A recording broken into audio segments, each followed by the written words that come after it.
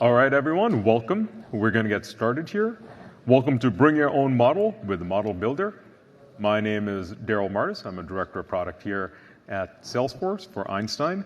With me, I have Danielle Aregi, senior developer advocate, and I have Bobby Brill, senior director for product management. I'm sure you've all seen this slide before, but as a reminder, please make purchasing decisions made on currently available products and services. And also as a special gift, the first 500 Trailblazers to provide feedback on this event will receive a $5 Starbucks gift card. So please download the Salesforce Events app and give us feedback, and you'll be able to then redeem the $5. All right, I think I've already mentioned this, so I'm going to talk about the meat of what we're talking about today. So one of the most impactful changes of this AI revolution is that we're living in a fundamentally new way to build and use software. In the past, we made applications that featured a GUI with some fixed logic that pulled from a relational database. But with AI, things are changing. We now have conversational UIs powered by AI. Hard-coded logic is now often complemented by LLMs or large language models that can respond dynamically to a request based on the meaning or intent of a question. And with the rise of data lakes and lakehouses, we can deliver a truly unified data layer for structured and for unstructured data. This is a generational opportunity to rethink the types of products we can deliver for our customers. This is how our enterprise AI and data architecture comes together. Everything here starts with a solid data foundation. Data Cloud is the glue that takes all of your trapped enterprise data, unlocks it, harmonizes it, and connects it to your CRM and customer experiences. This gives you a single view of the customer without making redundant copies of the data through zero-copy federation. Salesforce is unique in that we don't provide you with just one AI model. We have an open model ecosystem, and that means that you have secure access to foundation models hosted outside of Salesforce via OpenAI or Anthropic, as well as the flexibility to bring your own large language models so that you can reuse your existing generative AI investments and run those models on your infrastructure.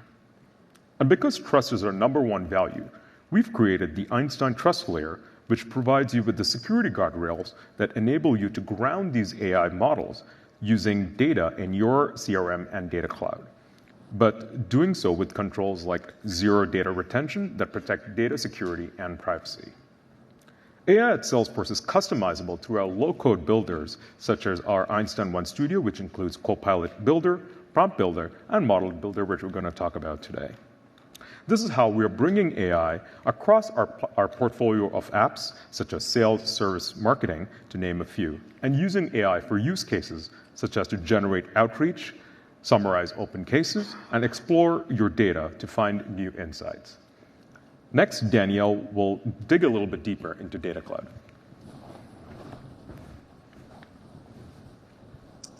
Okay, so how does Data Cloud actually work? So Data Cloud has a few out-of-the-box connectors that Daryl already mentioned. We have our Salesforce CRM connector, which allows you to pull in data from your Sales Cloud and your Service Cloud. We have our Marketing Cloud connector, which allows you to pull in data about subscribers and email and text messages. Commerce Cloud connector, which allows you to pull in data about purchasing, order history. And we also have our S3 Google Cloud Storage and Microsoft Azure connector, which allows you to pull in data from a file-based approach from these source systems. And recently, we've been working hard at integrating with both Snowflake and Google BigQuery to be able to pull in data using zero ETL by using data shares and data share targets to be able to integrate data lakes from external or other data lakes with Data Cloud. We also have a variety of SDKs. We have a mobile SDK, which allows you to pull in both iOS and Android data. And we also have a web SDK that allows you to pull in data from your custom-built websites. And all of this data then comes in via data streams into our data lake, and you map it over to our canonical data model, which consists of data model objects, which then enables you to harmonize all of your data to build a single source of truth about a customer. Now, after you have that single source of truth about your customer, you then have the ability to do multiple activations, like segmentations, create ad audiences using Amazon ad audiences or Meta ad audiences. You have the ability to put these people into Marketing Cloud journeys so that you can send email messages and text messages. And you also have the ability to use AI. So we now have a no-code, low-code model builder, but you can also use Google Vertex AI models and Amazon SageMaker AI models on your Data Cloud data lake data. So speaking about that new no-code, low-code model builder, we just recently released Model Builder, which allows you to build those AI models all on top of the Data Cloud platform. It also integrates with both Amazon SageMaker and Google Vertex AI to pull in any AI models that you have already built in those systems. And all of these models work on your Data Cloud data that's already stored in Data Cloud in your data lake. And we also just released the ability to bring in your own large language model. And we have a current integration with both OpenAI and Azure OpenAI. And stay tuned because we're going to show how all of this works. All right, now I'm going to hand this over to Bobby. Awesome. So I'm going to walk you through a demo. But before I get there, I actually want to get hands. How many of you know how Data Cloud works today? Let me see some hands. All right, because I'm not going to go through a demo of Data Cloud. There's some booths out there that explain it. And then how many of you would identify as like a data scientist? Anyone in the room? All right, a couple of you. How many of you think that you could build a model with clicks if you had the opportunity to? Okay, that's good. All right. So why do you want to add AI to your applications? Well, you want your business users to make smarter decisions in any application, whether it's in Salesforce or whether it's outside of Salesforce. We want to empower service agents to close cases faster. How are they going to close cases faster? Well, it might be a combination of predictive, letting them know the likelihood that this case is going to escalate, or generative, giving them information that helps them better answer the customer. A lot of times service agents are outsourced. They don't know the business, and so if a company can empower them with the language that they need, super valuable. So these are just some of the examples where you could put AI into your application. But let's go into the live demo.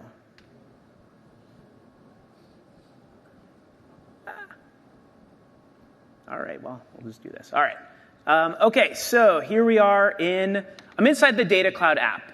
And what you get, we just went GA with this, is a brand new Einstein Studio model builder, and where you can manage all of your AI models, whether you built them with clicks on top of Data Cloud or brought them in from Vertex AI, SageMaker, or Databricks. Oh. Interesting. You have to drag this across. Oh, got it. Oh, so I can't see the... Yeah. Lovely. All right.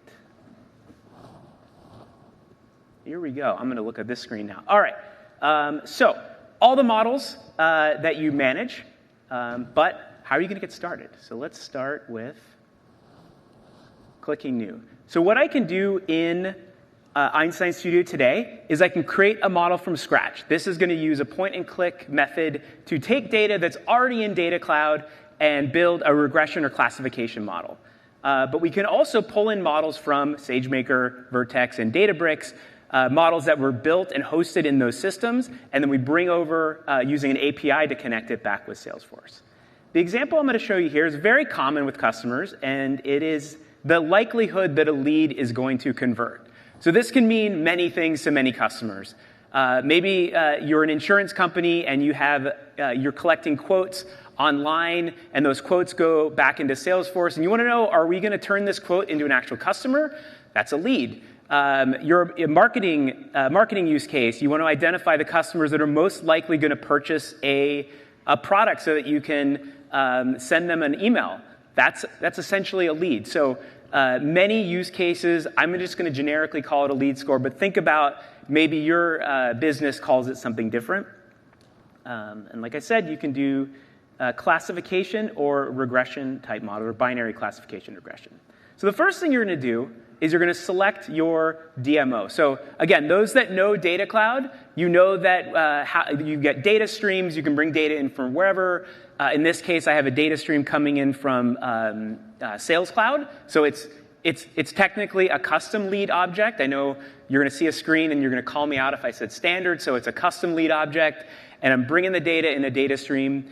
You might have data that comes from multiple systems. So one of those many connectors, you could join that up with your leads, and you can, like in this case, I have just leads, but what if you had activities that were in some other system? You can bring that in. You can aggregate that data using Data Cloud features. I'm not going to show you any of that. The assumption is that's already done here.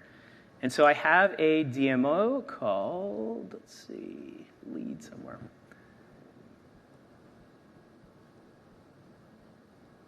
There it is. So I created a DMO that's specific to train my model here.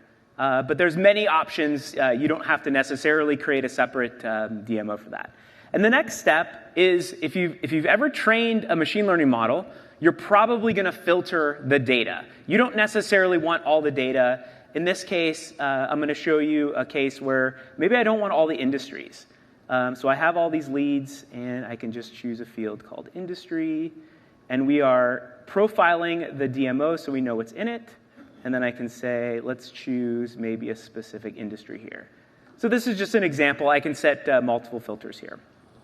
And then on the next page, this is where I choose my business outcome. So when I'm building the model, it's just with clicks. I want to build a lead conversion model.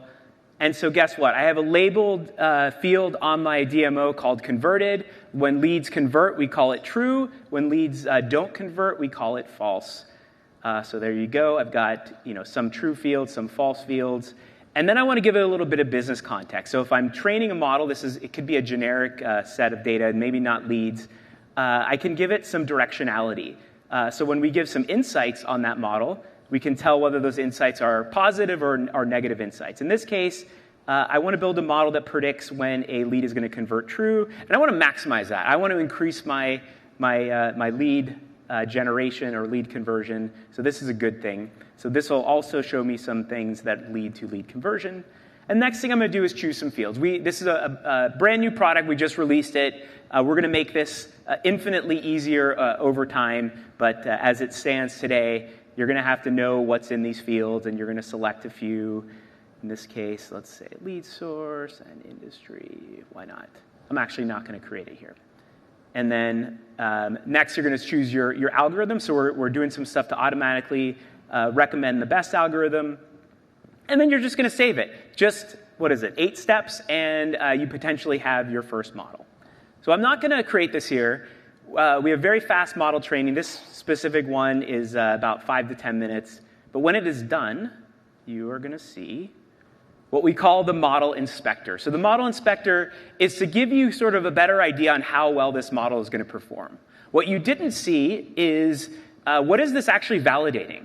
So behind the scenes, we do fourfold cross-validation. We split up that training set 4 different ways just to make sure that the metrics align. But you could also apply this to a holdout set using other functionality in Data Cloud. I'm not going to show you that today, but just in case you're wondering where this came from. So I can see how often we were able to predict whether the lead was converted. In this case, we're not as good. We're better at predicting that it's not going to convert. That's just because of how the data comes in. And then also, there is a threshold. When we give you a prediction, it's going to be a value between 0 and 100. 100 is most likely to convert, and a 0 is least likely to convert. So you're going to get a number in a range, and then how your business interprets it is based on that threshold. So we give the ability to kind of modify this threshold.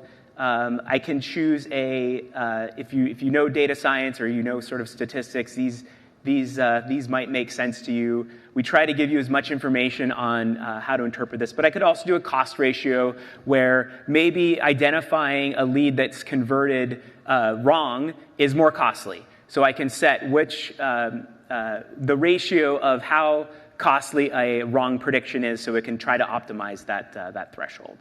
I have a few other metrics within this inspector. I see which fields are the top predictors or the most important to this model for predictions. In this case, we've got lead score is the most important. So the changes in, lead source is the most important. So when it changes that, that's going to have the biggest impact on the score. And then how big the company is and so on. And I can see some other metrics. It's confusion matrix and so on. OK, so there's lots you can do with this model. You can iterate. You get versions. And at some point, you're going to be happy with this, and you're going to want to activate it. So when I activate it, I'm back out into Einstein Studio model details page. And in this case, this is an example of the activated model. I may have multiple versions here, and this tells me which one's active. And I want to use this. So probably the biggest value that we're giving you is you can use these models in so many different ways. And it's up to you how those models work. So one example is I can apply the predictions directly back to a new DMO. I can create what's called a prediction job. So a prediction job starts with relating the model to some base data model object. In this case, I have an object called open leads somewhere in this list. There it is. And this is my base object. And then what I have to do is I have to map. I'm not going to actually walk you through all the mapping because that's boring. But what you can see here is now I map the fields. The model needs these fields. I map it. I could very easily connect to a related object in leads. It's not just that one that I chose. But the really cool thing, yes, I want to continue. The really cool thing is the options that you have. So I might want to do batch predictions. Maybe I'm just like testing the model on some data source, and I just want to use analytics to quickly see that. But streaming, imagine all of your lead data. It's already connected. You have a data source. It's coming in. As that data comes in, we just put a new prediction in there. Or as that data changes, we update that prediction. So imagine you had a business process tied to this. So getting this in Data Cloud means now you can activate it, or you can take data actions. There's all kinds of options. And so one of those options is a Data Cloud triggered flow. So as that DMO is updating, we fire all kinds of events. Data Cloud is awesome because of that. It just happens. You don't have to set up those events. The events just happen. And so if I create a new Data Cloud triggered flow, I can relate that flow to my streaming object. And I can say every time the streaming object gets a prediction, lovely.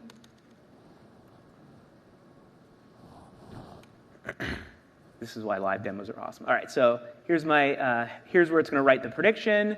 And I could say, hey, when this is greater than, let's say, 80, I want to kick off a process. Again, this is just an example. The value here is you're on the Salesforce platform, and you can just do whatever you want. And in this case, if the lead is greater than a certain, or lead score is higher than a certain number, I can grab the lead from Salesforce. I could check to see, is this actively being worked on? I can look at the owner. I can see other things that owner's working on. This is the value of flow. And I might say that there's no activity. So great, I need to put it into a lead queue that handles all my hot leads. This is all of a sudden a hot lead. We need to go action on it. Again, just an example. And this is how you could use the prediction. We got streaming and batch in Data Cloud. But what if you just want to use that prediction live? So I'm going to show you another flow. Oops, not that one. Show prediction. All right, so what we have here is the ability to take that model live. So I run this screen flow. It is going to open up. It's going to call this model. We have a flow action. Actually, let me just show you how that works, because that's the super cool thing. So if I create action, and then I got, it's in Data Cloud. So all of my models, whether they were built with clicks or if they were connected through one of our BYOM, all the models show up here. In fact, that's the other thing I should have mentioned on the streaming and batch jobs. Once you have a model, you can use all the models the same way. So in this case, I've got all my models. I can see I've got my Vertex AI model that we'll look at in a second. But I can see my lead model. And then the same thing you saw in the predict job, I got to map the data to my model. That data could come from wherever. In this case, I'm loading the data from the record that I'm going to run this screen flow on. So I'm getting whatever the data is in core, I'm passing it to the predictive model, and then I'm displaying the prediction. So it's going to run through here, and it's going to give me an output, and that output's going to be the prediction. And I have this nifty screen flow where I pass in my value right here into a cool LWC that some awesome demo engineer built for me. So let's see what that looks like. All right, so when a page loads, I'm going to refresh it so you can actually see the cool stuff here. So when this page loads, here's my screen flow, and it's going to pass the data from my lead directly into the thing. But is it real? Let's see. Let me show you if I can edit it. Let me find the lead source.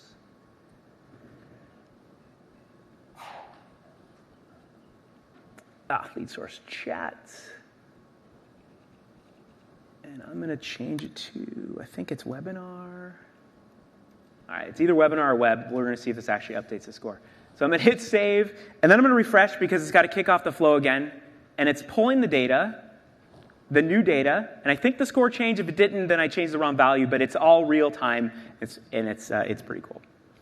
All right, so that's the no-code predictive model. That is how you can use models in the flow of work. But let's look at this is a developer conference. So let's actually dive into some code in Vertex AI that is building a model for recommending a product. And Danielle is the expert on code. So. I am a developer advocate and / evangelist. So where's my developers in the room? Awesome. So you guys want to see the code, right? Yeah, they're like, show me the code. Bring me the code. OK. So do we have any Python developers in the room? No Python. Oh, a couple of Python developers. OK, awesome. Has anyone ever worked with Jupyter Labs or Jupyter Notebooks? Awesome. A lot of people in here. Data scientists. Anyone consider themselves data scientists? Awesome. So we got some great data scientists in the room. So here we are in Vertex AI, and we're in their Jupyter Labs. And I have here 2 Jupyter Notebooks. Now, this first Jupyter Notebook, try and get the mouse over here. This first Jupyter Notebook is actually making the connection between Data Cloud and Vertex AI. So has anyone ever set up connected apps within Salesforce to integrate external applications? Awesome. So you're first going to have to create a connected app, and you're going to have to enable OAuth, and then you're going to have to add a few scopes, and then after that, you're going to have to generate the client ID and secret, right?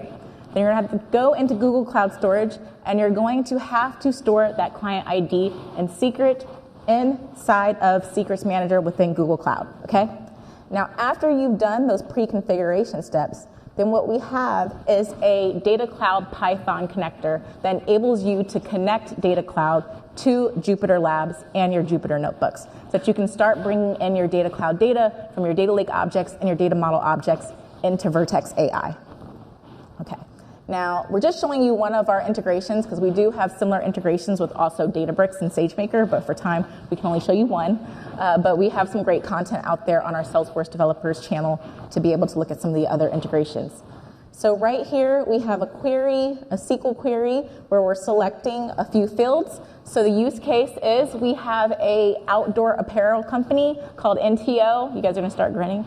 And we have some customers that are making product purchases. We have some demographic data about where they live. So that's why we have state here. We have the month that they've purchased in. We've had some cases that they've given us.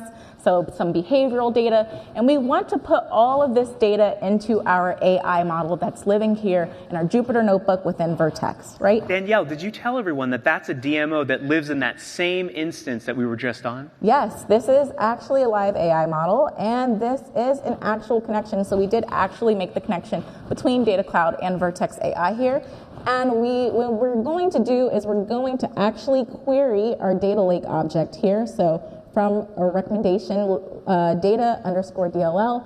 And for the purposes of this demo, we're actually only bringing in 10,000 records. But the idea here is that all of your data that's stored in your data lake is being pulled into this Jupyter Notebook within Vertex AI to actually train your model with your Data Cloud data. So you have the ability to use your Data Cloud data very easily in all of your AI models that are living within Vertex. Now, what we also have the ability to do is some exploratory analysis within the Jupyter Notebook. So here we are doing some mean, standard deviations, minimums. How good are you guys at statistics? Who's good at statistics? Love statistics. You love statistics? Tell me what a mode is. No, I'm kidding. Mean, medium, and mode. So those middle value. The middle value. Good. I don't think that's it. That's the median. That's the One that comes. the most That's common. the median. Okay. And Well, this is recorded. that was close. Yeah, this is recorded, so they will know that you got that wrong. But we are bringing in, so we're able to do some exploratory analysis here within our Jupyter Notebook. We're able to do some cool charts here. So all of this we're able to do with our Data Cloud data. So this is showing the distribution of all of our data within Data Cloud. Okay? And then what we have the ability to do is register and deploy our model. So we're going to containerize our model, we're going to register it, we're going to deploy it, and then we can hook all of that back up. So what we'll get is a model endpoint, and you can secure this endpoint multiple ways. It just depends on which integration you're doing. With API key, we have JWT. With Google Cloud, we have you can use the service account, and it's going to produce us a model endpoint that we can then call. So we can call it using Postman, but we can also call it using Einstein Studio and make predictions within batch. So Bobby already showed you how to set up those prediction jobs, right? So we now have the ability to feed Data Cloud data into our AI models that are living in our external Jupyter notebooks, run them in batches, and feed all of those inferences back into Data Cloud through Model Builder in batch. That's massive. That's massive. That's just showing you the full way.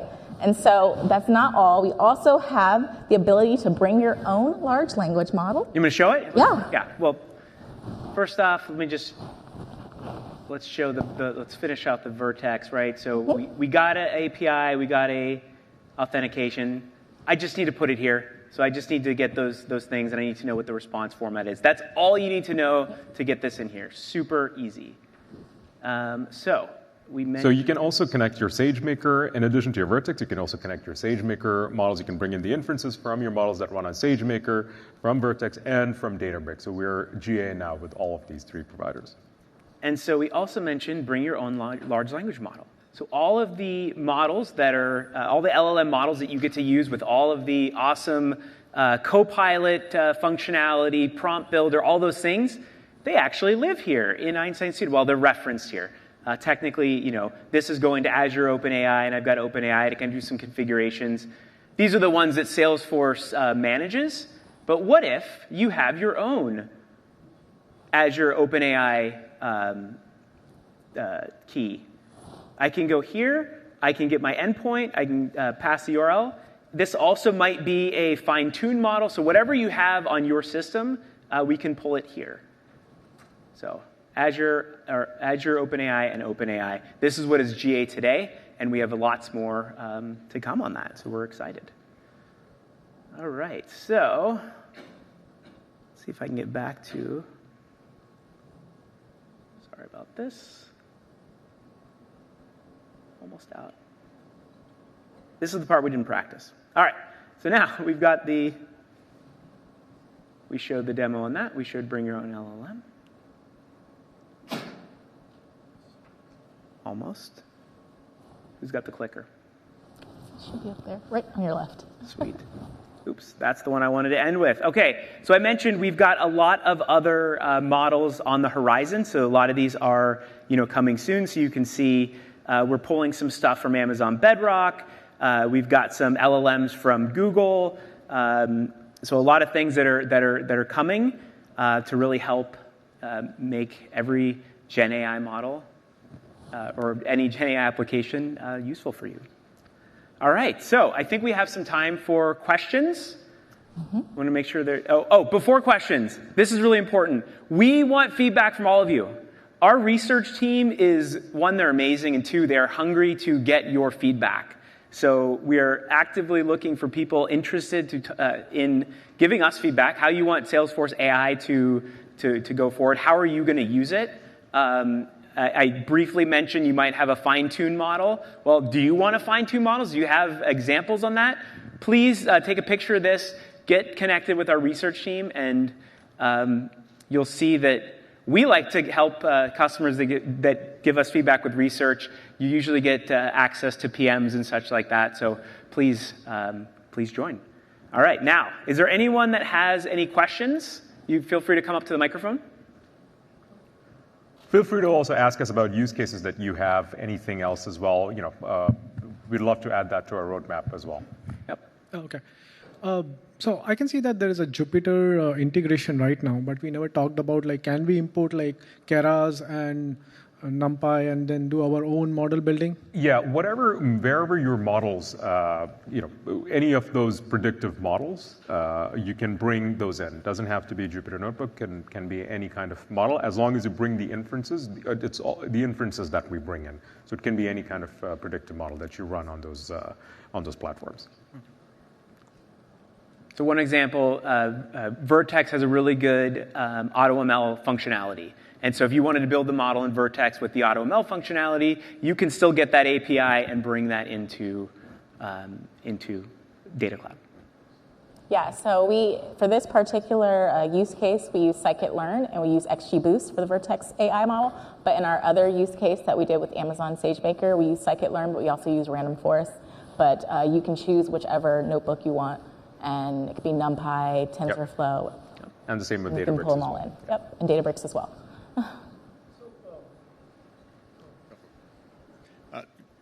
Can you speak at all to any differences in licensing and in cost between using the existing models that you have versus the bring your own model or bring your own LLM or bring your own data lake? Is there a difference in what the licensing cost would be and that the kind of the credit cost would be? That's an excellent question. So my suggestion, talk to your AE about all the pricing changes. Yep. We love building products. We're not in that sales. Got it. Okay. Yeah. It's a good question. Any question? Any other questions? Yes, sir. Follow-up? Yep. I had a follow-up question on that. Of course. We all are going through those Copilot sessions, right? And we've been talking about the trust. And now we say that, okay, you can bring your own model. So how do we ensure that security, right? Because on the other sides, we are saying that if it is OpenAI, we are making sure that your data will be your data. But if I'm bringing our own model, is that my responsibility to manage it, or where Salesforce will come in terms of security for that? So in terms of the bring your own, so the Einstein trust layer, that happens when you bring in your own large language model. That's important. So when you bring in your own large language model, when that comes in, it is automatically applied from our side. So you don't have to worry about data retention, et cetera. We have, as part of our contract with OpenAI, with Azure OpenAI, we have zero data retention. But also, in addition to that, we have our Einstein trust layer, so that all of the PII information, all of that information that is being sent is masked. And we have bias detection, toxicity detection, and we have an audit trail as well. So when the response comes back, you know exactly what has come back, and there's you have that as well. So whenever you bring in your own large language model, that is automatically applied. No other questions? Questions, concerns? Awesome. I just have one advertisement. So at 3 p.m., I will be doing a breakout on Data Cloud for developers. And if you want to come and see how to use Data Cloud specifically for developers, we're kicking all this no-code, low-code stuff out, only showing the code. Come join me at 3 p.m. Great. for breakout. All right. Thank you very much, everyone. Appreciate it. Thank you for coming.